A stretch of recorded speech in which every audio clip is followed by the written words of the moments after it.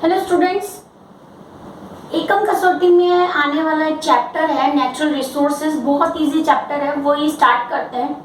हम foundation of biology यहीं पर अभी थोड़ा सा ब्रेक देंगे और कमिंग वीडियोस में हम ये चैप्टर करेंगे क्योंकि वो एकम कसौटी में जो एग्जाम है उसमें आने वाला है। तो let's start with the chapter natural resources, chapter number 14। बहुत इजी चैप्टर है। इसमें जो एक्सप्लेनेशन पार्ट है वो है ओनली साइकिल्स। डिफरेंट टाइप के साइकिल्स हैं जिसमें से नाइट्रोजन साइकिल आपने और वाटर साइकिल ये आप लोगों ने अर्लियर 6th 7th 8th में पढ़े हुए होंगे। ठीक है, तो let's begin with the fundamental points of natural resources chapter. सबसे पहले नेचुरल रिसोर्सेज क्या है? वो रिसोर्सेज जो हम नेचुरली ऑब्टेन करते हैं, यानी जहाँ पर हम रह रहे हैं इन नेचर, तो वहां से जो भी हमको रिसोर्सेज अवेलेबल है for living, that are natural resources, है ना। इसमें सबसे पहला रिसोर्स है लैंड और अर्थ, जहां पर हम रहते हैं। और ये आपने पढ़ा होगा कि अर्थ की जो डिफरेंट लेयर है या डिफरेंट पार्ट्स हैं उनको स्फीयर में डिवाइड किया है। तो अर्थ पे जो भी जिस एटमॉस्फेयर मतलब जिस क्लाइमेट में हम रहते हैं वो उसका फर्स्ट पार्ट है, अर्थ में इंक्लूड होता है। वो भी एक क्लाइमेट भी एक नेचुरल रिसोर्स ही है जिसकी वजह से हम सरवाइव करते हैं। So earth is basically divided into lithosphere, hydrosphere and atmosphere. We you know that, है ना, कि लिथोस्फीयर है that is hard part of the earth which contains mountains, land areas, valleys, etc.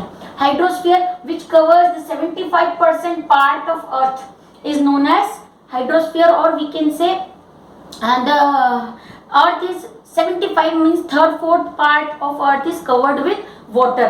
This hydrosphere made up with water bodies like oceans, है ना, pond, rivers, etc. Then atmosphere is like a blanket of air surrounding us, है ना।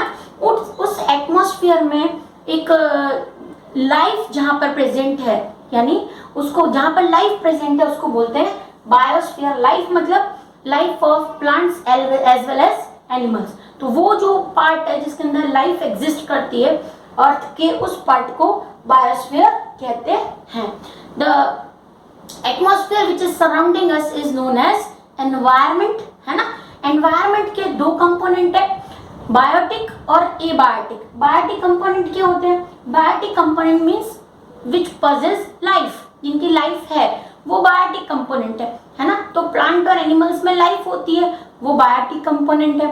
और abiotic जिनमें life नहीं होती, non living resources जिसमें land है, सॉइल है, ठीक है ना, लाइट है, टेम्परेचर है, एयर है, these are abiotic component of the atmosphere. Biotic और एबायोटिक कंपोनेंट मिलके इकोसिस्टम फॉर्म करते हैं।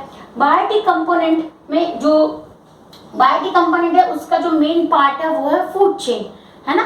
Food chain is made up of 3 components, producers, consumers and decomposers. ये भी आपको पता है कि प्रोड्यूसर्स क्या होते हैं? जिनके पास क्लोरोफिल है, जो फोटोसिंथेसिस के थ्रू अपना फूड फॉर्म करते हैं। और जितने भी बाकी के ऑर्गेनिज्म हैं वो प्रोड्यूसर पर डिपेंडेंट रहते हैं, इसलिए उनको कंज्यूमर्स कहते हैं। कंज्यूमर भी अलग अलग कैटेगरी के होते हैं, जैसे हर्बीवोर्स हैं, कार्निवोर्स हैं, ओमनीवोर्स हैं। और ये सारा जब लाइफ खत्म हो जाता है तो उनको वो जो बड़े मॉलिक्यूल्स हैं उनको डिकम्पोज करके डेड होने के बाद, डेड और डीके मटेरियल को डिकम्पोज करने वाले डिकम्पोजर्स यानी बैक्टीरिया और फंगस, ठीक है। So these 3 components form biotic component of, यानी biotic part of environment. तो environment के 2 parts हो गए, abiotic and biotic. So we are going with the introduction part of the chapter कि how natural resources can be studied. तो एक के बाद एक natural resources इसमें दिया हुआ है, जैसे air है, फिर water है ना। एयर के टाइप्स हैं, विंड है ना, फिर वाटर साइकिल दिया हुआ है। वो थोड़ा सा आपको अपने आप रीड करते जाना है। मैं कुछ पॉइंट्स हाईलाइट करने वाली हूँ। उसके बाद जो साइकिल वाला जो सेक्शन है, biogeochemical cycle, that means carbon cycle, hydrogen cycle, carbon cycle, oxygen cycle and nitrogen cycle, that I will explain in detail. Otherwise chapter आपको थ्रू आउट रीड करना है, ठीक है। तो this is the introduction, or we can say what are the natural resources of the अर्थ, ये वो parts हैं जो अर्थ पे प्रेजेंट हैं या जिनको हम नेचुरल रिसोर्सेज में कंसीडर करते हैं। बेसिकली क्या है, वाटर, एयर और बायोलॉजिकल लाइफ। ठीक है, फिर इसमें द ब्रीथ, अब जब सबसे पहले स्टार्ट किया हुआ है एयर से, जो सबसे पहला नेचुरल रिसोर्स है दैट इज एयर, है ना। अब एयर में आपको पता है कि एयर में कंपोनेंट, एयर के जो कंपोजिशन होता है उसमें क्या क्या है हमको पता है। 78% नाइट्रोजन होता है, 21% ऑक्सीजन है और 0.03% कार्बन डाइऑक्साइड है एंड अदर गैसेस है, जिसमें वाटर वेपर्स भी हैं, डस्ट पार्टिकल्स भी हैं। तो कंपोजिशन ऑफ दीज गैसेस, है ना, the group of these gases form the composition of air. अब यहाँ पर आता है कि जो एयर के अंदर जो डिफरेंट कंपोनेंट प्रेजेंट है, इनका बैलेंस कैसे होता है ना। एटमॉस्फेयर से ये हम लेते हैं और एटमॉस्फेयर में वापस रिटर्न करते हैं, तभी जाके बैलेंस होता है। ये जो बैलेंस है इसको एक्सप्लेन करने के लिए डिफरेंट साइकिल्स हैं गैसेस के, जो हम कमिंग सेशंस में देखेंगे। यहाँ पर जैसे दिया हुआ है कि अब जैसे ऑक्सीजन की बात करें तो अगर सिंपल वे में कहो तो हम ऐसा सोचते हैं कि ऑक्सीजन है वो किस वे में एटमॉस्फेयर में आती और जाती है। ठीक है, तो हम ऐसे ही समझ सकते हैं कि सपोज करो जैसे फोटोसिंथेसिस है, प्लांट जो प्रोसेस करते हैं फोटोसिंथेसिस, उसमें वो ऑक्सीजन यूज करते हैं, सॉरी ऑक्सीजन रिलीज करते हैं। तो फोटोसिंथेसिस में क्या होता है, carbon dioxide and water combine होके ग्लूकोज और ऑक्सीजन फॉर्म करते हैं। ठीक है, in the photosynthesis carbon dioxide is used and oxygen is released. इसी का एक दूसरा प्रोसेस होता है कंबस्चन। ठीक है, कंबस्चन का मतलब होता है कि प्रेजेंस ऑफ ऑक्सीजन की प्रेजेंस में ये ग्लूकोज मॉलिक्यूल, है ना, ये ग्लूकोज मॉलिक्यूल ऑक्सीजन की प्रेजेंस में ब्रेक डाउन हो जाता है एटीपी, CO2 और वाटर में, है ना। एटीपी क्या है, एनर्जी। तो इन this way oxygen is released and oxygen is used. दो एक के नेचर में होने वाली ऐसी दो प्रोसेसेस हैं जिसमें ऑक्सीजन रिलीज हो रही है और ऑक्सीजन यूज हो रही है। इसी वे में साइकिल चलता है और ऑक्सीजन गैस का बैलेंस होता है। कार्बन डाइऑक्साइड के लिए भी यही हो सकता है कि यहाँ पर कार्बन डाइऑक्साइड यूज हो रही है और यहाँ पर कार्बन डाइऑक्साइड रिलीज हो रही है। ठीक है, so in this way the balance of air is maintain in the balance of gases, specially carbon dioxide and oxygen is maintain in the air. Then इसमें अगर हम ऐसा सोचे कि जो इसके अंदर जो है लाइफ तो लैंड के ऊपर है और वाटर के अंदर भी है ना। तो वाटर के अंदर भी जो एनिमल्स होते हैं और प्लांट होते हैं वो भी इन गैसेस के बैलेंस को मेंटेन करके रखते हैं। जो शेल वाले जो ऑर्गेनिज्म होते हैं पानी के अंदर मिलने वाले, ये हम कार्बन डाइऑक्साइड में भी देखेंगे कि वो कार्बन डाइऑक्साइड को यूज करते हैं अपने कार्बोनेट शेल बनाने में, है ना। उनके जो आउटर शेल होते हैं जैसे सीप है या फिर शंख है, आपने देखा है, तो वो कैल्शियम कार्बोनेट के बने होते हैं। तो वो बेसिकली वाटर में जो कार्बन डाइऑक्साइड अवेलेबल है या जो मरीन प्लांट्स होते हैं वो जो कार्बन डाइऑक्साइड यूज करते हैं, वहां से जो कार्बन डाइऑक्साइड रिलीज होती है रेस्पिरेशन के थ्रू, उस कार्बन डाइऑक्साइड को कार्बोनेट्स में चेंज कर देते हैं। तो एटमॉस्फेयर में यानी अबव लैंड और इन द वाटर दोनों जगह गैसेस का बैलेंस होता रहता है। Then the role of atmosphere in climate control, है ना। अभी क्लाइमेट कंट्रोल एक बहुत बड़ा ग्लोबल प्रॉब्लम है आज के लिए। बहुत वाइड स्पेक्ट्रम पे हम स्टडी करते हैं कि एटमॉस्फेयर है उसका क्लाइमेट कंट्रोल में क्या रोल है। क्लाइमेट मतलब क्या होता है कि जिस टेम्परेचर, प्रेशर, एयर के सराउंडिंग आप एग्जिस्ट करते हो, है ना। अगर क्लाइमेट, बेसिकली जो क्लाइमेट बनता है वो टेम्परेचर से बनता है कि जो ह्यूमन लाइफ है वो कौन से टेम्परेचर पे एग्जिस्ट कर सकती है या कौन सी गैसेस का कितना कंपोजिशन होना चाहिए कि वो जो लाइफ है वो एग्जिस्ट कर सकती है। जैसे अगर कार्बन डाइऑक्साइड का अमाउंट बहुत ज़्यादा है, इसमें दो एग्जांपल दिए हुए हैं कि वीनस और मार्स है, वहाँ पर कार्बन डाइऑक्साइड का अमाउंट बहुत ज़्यादा है तो वहाँ पर लाइफ एग्जिस्ट नहीं करती। फिर टेम्परेचर की बात करें क्लाइमेट में तो -190 टेम्परेचर हो, है ना, या 110 टेम्परेचर हो जाए एटमॉस्फेयर का, तो वहां पर भी कोई लाइफ एग्जिस्ट नहीं करेगी. So there is a certain range of temperature where life exist. So the role of atmosphere in climate control में यही है कि डे और नाइट दोनों जगह जो टेम्परेचर है वो कैसा होना चाहिए. ठीक है, ड्यूरिंग डे कैसा होना चाहिए और मिनिमम कौन से टेम्परेचर पे लाइफ एग्जिस्ट करती है. तो इसमें दिया हुआ है, जो यहाँ पर अंडरलाइन भी कर सकते हो आप. Despite that the surface of earth is the surface of moon with no atmosphere, the temperature ranges from 190 -190 to 110 degree Celsius. So we can say that if we want to live on moon, so the temperature range is this. इसके according आपको रहना पड़ेगा जो अर्थ का temperature नहीं है. अर्थ का temperature sunlight पे डिपेंड करता है, ड्यूरिंग डे और नाइट डिफर करता है. तो ये जो डे नाइट का फिनोमिना है या थ्रू आउट द ईयर जो टेम्परेचर रहता है, उस टेम्परेचर का क्लाइमेट कंट्रोल पे ये क्या रोल होता है, कि मेंटेन करने में क्या रोल होता है. अब ये जो फिनोमिना है टेम्परेचर मेंटेन का, ये रिलेटेड है ग्रीन हाउस गैसेस से. ग्रीन हाउस गैसेस कौन सी होती हैं? कार्बन डाइऑक्साइड, मीथेन है, नाइट्रोजन के ऑक्साइड से. इसमें से carbon dioxide main green house gas होती है जो अर्थ का टेम्परेचर इंक्रीज करने में अभी रिस्पॉन्सिबल है ना. ये एक ऐसा पोल्यूटेंट है या ऐसी गैस है जो अर्थ का टेम्परेचर इंक्रीज कर देती है, जिसकी वजह से जो आइस का पोलर आइस है वो मेल्ट होता है और there is a rise in temperature of earth leads to melting of polar ice, जिससे सी लेवल भी इंक्रीज हो जाता है. तो ये ग्रीन हाउस इफेक्ट है जो हम आगे करेंगे.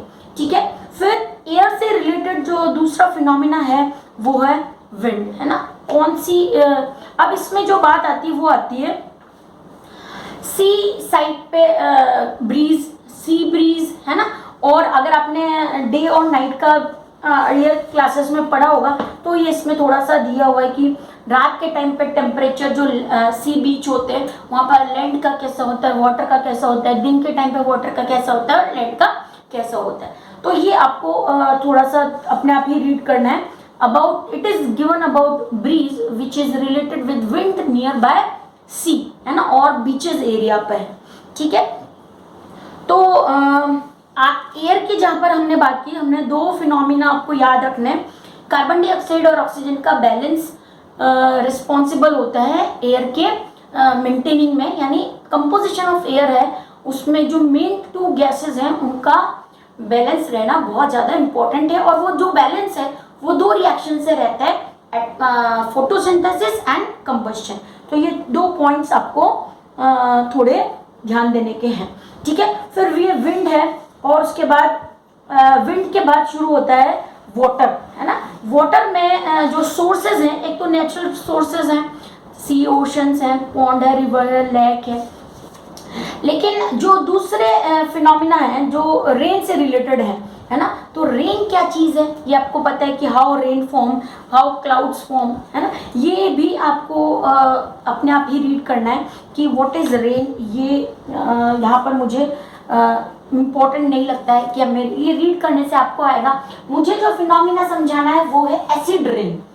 एसिड रेन, रेन का एक दूसरा फॉर्म है जो हार्मफुल है, दैट इज पोल्यूशन पार्ट ना. एक वाटर पोल्यूशन टाइप का है जिसको हम बोलते हैं एसिड रेन. अब क्या होता है, दो पोल्यूटेंट गैसेस होती हैं, एक होती है सल्फर डाइऑक्साइड और दूसरे होते हैं नाइट्रोजन के ऑक्साइड, है ना. अब नाइट्रोजन के ऑक्साइड बहुत टाइप के होते हैं, N2O भी होता है, NO भी होता है, NO2 भी होता है. लेकिन नाइट्रोजनस ऑक्साइड हम ऐसा बोलते हैं जो जनरली फर्टिलाइजर से रिलीज होने वाली पोल्यूटेंट है, यानी पोल्यूटेंट गैस है. और सल्फर डाइऑक्साइड व्हीकल से रिलीज होने वाली पोल्यूटेंट गैस है. ये गैसेस एटमॉस्फेयर में प्रेजेंट वाटर वेपर से रिएक्शन कर जाती हैं और SO2 जो है वो वाटर से रिएक्शन करके सल्फ्यूरिक एसिड बनाता है, सल्फ्यूरिक एसिड. ठीक है, ये आपको नहीं दिया हुआ है बुक में तो भी दोनों रिएक्शन लिखनी है और एसिड रेन पे शॉर्ट नोट भी प्रिपेयर करना है. और NO2 जो है वाटर के साथ रिएक्शन करके HNO3 यानी नाइट्रिक एसिड बनाता है। So these two acids when comes with rainy water it becomes acid rain. ये दोनों एसिड जब रेन के साथ अर्थ पे गिरते हैं तो जो एसिड रेन होती है वो उसका जो पीएच होता है, पीएच मतलब एक रेंज होती है जो 7 से नीचे होता है तो वो उसका एसिड बना देता है, वो एसिड रेन होती है। कई बार आपने देखा होगा कि एक इसीलिए पहले कहते हैं जो फर्स्ट रेन होती है that water contain always acidic part, है ना। पहले के ज़माने में जब बहुत अच्छी बारिश होती थी और इतना पोल्यूशन नहीं था तब जो फर्स्ट रेन होती थी दैट इज इम्पॉर्टेंट, है ना, वहाँ पर। लेकिन अभी जो रेन फर्स्ट रेन जो होती है वो बहुत हार्मफुल होती है क्योंकि पहली बार सारा जो एसिड होता है वो रेन के साथ आ रहा होता है। लीव्स के ऊपर भी कई बार आपने देखा होगा व्हाइट कलर जो डिपॉजिट हो जाता है, जो बहुत हाई हाइट के प्लांट्स होते हैं उनकी लीव्स के ऊपर व्हाइट डिपॉजिशन मिलेगा आपको, लेयर डस्ट जैसी, वो एक्चुअल में एसिड रेन की वजह से ही होता है। And that lead to shedding of leaves, यानी जो लीव्स होती है वो जल्दी झड़ जाती है, ठीक है। सो वाटर में ये वाटर पोल्यूशन का एक बेसिक, रेन का एक बेसिक पार्ट है, क्लाइमेट कंट्रोल का भी एक पार्ट है acid rain which should be stopped by using or limiting the use of vehicle and chemical fertilizers, ठीक है। तो ये हो गया रेन के बारे में जितना हमको पढ़ना है। फिर एयर पोल्यूशन, आपको अच्छे से पता है कि कौन कौन से ऐसे कंपोनेंट्स हैं जो एयर पोल्यूशन को इफेक्ट करते हैं, ठीक है। कौन कौन से ऐसे कंपोनेंट हैं? सबसे पहले आप कब से छोटी सी क्लास से पढ़ते हो कि फैक्टर या कॉजेज कौन कौन से हैं। तो एयर पोल्यूशन के कॉजेज होते हैं इंडस्ट्रियलाइजेशन, डिफोरेस्टेशन, फिर अर्बनाइजेशन जिसको आप कहते हैं, continue cutting of trees, mean हर प्रॉब्लम हर पोल्यूशन का कॉज है, ठीक है। So if there is a increase in certain harmful substances और harmful component in the air which is known as air pollution. Pollution means what? Pollution means natural substances में किसी भी harmful substances का include हो जाना, उसको बोलते हैं air pollution, ठीक है। So there is an increase in harmful content in air is known as air pollution। और वो बहुत सारी प्रोसेसेस से हो सकता है ना। कंबस्शन भी उसका एक रीजन हो सकता है। इनकम्प्लीट कंबस्शन एक वर्ड दिया हुआ है, जैसे आपने भी सुना होगा कि ड्राई अगर वुड को आप बर्न करो तो वो कंप्लीटली गैसेस में चेंज हो जाएगी और ऐश बचेगा। लेकिन अगर उस वुड में जरा सा भी मॉइस्चर कंटेंट है ना, तो उसका इनकम्प्लीट कंबस्शन होगा जिसकी वजह से और दूसरी कार्बन डाइऑक्साइड के अलावा और दूसरी पोल्यूटेंट गैसेस भी निकलती हैं। आपने देखा ही होगा कि गीली जो लकड़ी होती है वो बहुत ज़्यादा धुआं देती है, जबकि ड्राई वुड कंपैरेटिवली एकदम सूख कर ऐश में कन्वर्ट हो जाती है। तो that gives high amount of heat energy and ash, ठीक है। तो उस इनकम्प्लीट कंबस्शन जो यहाँ पर वर्ड आएगा वो भी मैंने आपको बताया। और एयर पॉल्यूशन में दो ऑक्साइड, सल्फर का ऑक्साइड और नाइट्रोजन का ऑक्साइड, ये ज़्यादा इम्पॉर्टेंट है ना। ये दोनों ऑक्साइड ही सारी एसिड रेन के लिए रिस्पॉन्सिबल हैं। दूसरी गैसेस में आते हैं carbon dioxide, methane and nitrogen की ऑक्साइड जो ग्रीन हाउस गैसेस भी हैं, and it will lead to green house effect, जो अभी हमारा वाटर के बाद नेक्स्ट टॉपिक आएगा। द नेक्स्ट फिर उसमें एक और वर्ड भी है हाइड्रोकार्बन्स, है ना। जो एयर पॉल्यूशन है इसमें हाइड्रोकार्बन्स में आएंगे क्लोरोफ्लोरोकार्बन, जिसके बारे में हम ओजोन लेयर में बहुत डिटेल में डिस्कस करेंगे, ठीक है। So these chlorofluorocarbon and hydrocarbon are also responsible for air pollution, ठीक है। तो ये जो दोनों पॉइंट हैं ये भी हम इंक्लूड करेंगे ओजोन लेयर में। तो मेनली जो यहाँ पर दिया हुआ है वो है ड्यू टू फॉसिल फ्यूल के इनकम्प्लीट कंबस्शन से एयर पोल्यूशन होता है, ठीक है। और उसके बाद जो मैंने आपको रीजन बताए हैं वो, है ना। तो इसमें जो लाइन बताई हुई है वो मैं आपको एक बार रीड कर देती हूँ बुक में। The combustion of fossil fuel also increase the amount of suspended particle in the air. Suspended particle मतलब आप जिसको स्मोक कह सकते हो। जब भी हम हाई ट्रैफिक में जाते हैं या किसी इंडस्ट्री के पास से निकलेंगे तो आप अपनी स्किन को टच करके देखना, आपको डस्ट लाइक फीलिंग होगी। तो वो ऐसे सस्पेंडेड पार्टिकल हैं जो एयर में प्रेजेंट ही रहते हैं, उनको स्मोग, SMOG है ना, और स्मोक कहते हैं। ठीक है, अब यहाँ ये वो वर्ड है जो आपने सुना होगा बिफोर 2 years दिल्ली साइड पर ऐसे क्लाउड्स जनरेट हो गए थे जो मतलब इतना फोग था, वो फोग नहीं था, वो स्मोक था जो हट ही नहीं रहा था, कुछ नहीं दिखाई देता। फिर वहां पर फायर क्रैकर्स पे बैंड हुआ। तो वो ऐसे सस्पेंडेड पोल्यूटेंट पार्टिकल्स हैं जो एयर में ही रहते हैं, वहां से निकलते नहीं है। ठीक है, so suspended particles could be unburned carbon particle or substances called hydrocarbon. Hydrocarbon का मीनिंग क्या होता है? The compound which are made up of carbon and hydrogen. फिर उससे पहले जो मैंने आपको नाइट्रोजन और सल्फर का बताया है वो एसिड रेन का भी इसमें पॉइंट दिया हुआ है। Okay, so presence of high level of this pollutant cause visibility to be lowered. जैसा मैंने आपको बताया कि वो दिल्ली का फोग तो बहुत ज़्यादा कितना क्रिटिकल था, वहाँ पर जो ट्रैफिक प्रॉब्लम्स, एक्सीडेंट्स, इवन कुछ नहीं दिखाई देना, और वो क्लाउड हटते भी नहीं थे। जैसे विंटर्स में जो फोग होता है वो धीरे धीरे हटता है, जैसे आप जाते हो धीरे धीरे हटता है, लेकिन वो ऐसे सस्पेंडेड पार्टिकल थे जो वाटर वेपर से अलग नहीं हो रहे थे, एयर से अलग नहीं हो रहे थे। ठीक है, नेक्स्ट जो पॉइंट है वो है वाटर पोल्यूशन। ठीक है, और एयर पोल्यूशन के कॉजेज मतलब इफेक्ट्स भी आप कर सकते हो। रेस्पिरेटरी ट्रैक्ट इन्फेक्शंस हो सकते हैं एंड स्किन एलर्जीज हो सकती है related with air pollution. Then water pollution की बात करें, और वाटर की, जैसे वाटर वंडर लिक्विड इसमें बोला हुआ है। Why it is wonder liquid? आपको ये कहने की जरूरत ही नहीं है कि वाटर की क्या इंपॉर्टेंस है ना। बॉडी में बिना वाटर के कोई एक्टिविटी नहीं होती है, कोई मेटाबॉलिक एक्टिविटी नहीं होती है ना। Water is universal solvent. Water के अंदर डिजोल्व होके ही सारे केमिकल्स का जो है वो डिकम्पोजिशन या यूटिलाइजेशन होता है। तो ये भी आपको गो थ्रू एक बार अपने आप ही करना है, रीड करना है इसको। वाटर पॉल्यूशन बहुत इजी टॉपिक है। वाटर पॉल्यूशन का मीनिंग क्या होता है? Adding of undesirable harmful substances in the water bodies, है ना, which leads to contamination of water. जो वाटर के कंपोनेंट्स में मतलब उसकी केमिस्ट्री को चेंज नहीं करता है, लेकिन हम ऐसा कह सकते हैं कि वाटर में क्योंकि यूनिवर्सल सॉल्वेंट है वो अपने अंदर डिजोल्व कर लेता है उन सब्सटेंसेस को, और वो इजीली सेपरेट नहीं होते। So addition of undesirable substances and removal of desirable substances, this disturbance cause ecological imbalance। ठीक है, इनसे इकोलॉजी मतलब इकोसिस्टम से रिलेटेड है।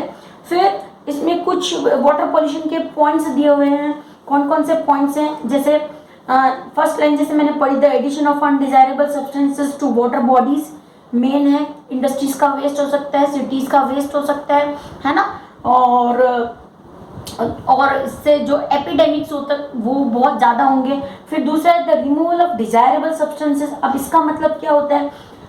देखो इसमें दिया हुआ, dissolved oxygen is used by animal and plants that live in water. Any changes that reduces the amount of this dissolved. अब वाटर के अंदर सॉल्युबल एयर कितनी है, सॉल्युबल ऑक्सीजन कितनी है? ओनली 4%। तो दैट मीन्स जो वाटर बॉडीज के अंदर रहने वाले एनिमल्स है वो इसी 4% ऑक्सीजन को यूज करते हैं। अगर किसी भी पोल्यूटेंट के थ्रू वाटर पोल्यूट होता है तो ये 4% और ज़्यादा जो है वो डिमिनिश हो जाएगा और ज़्यादा कम हो जाएगा, जिससे वाटर की जो डिजायरेबल अमाउंट था ना ये तो ये डिजायरेबल अमाउंट भी कम होता जाएगा। And if there is a change in temperature leads to aquatic organism, the aquatic organism are used to a certain range of temperature in water body where they live. There is a sudden marked change in the temperature can be dangerous for their life। ठीक है, और तो ये भी है water pollution के एक causes type दिए हुए कि इफेक्ट्स क्या क्या हो सकते हैं। ठीक है, फिर आते हैं mineral rich in the soil, और सॉइल रिलेटेड जो फैक्टर होते हैं वो, है ना। यहाँ पर जो सॉइल है वो इफेक्ट, मतलब सॉइल जो है वो एक एबायोटिक कंपोनेंट है, लेकिन जो लाइफ है वो सॉइल पे ही, सॉइल की वजह से ही एग्जिस्ट करती है। और ऐसी सॉइल जो मिनरल में रिच है ना, ऑब्वियसली वो सॉइल हर तरह से एनिमल्स और प्लांट दोनों के लिए यूजफुल होगी।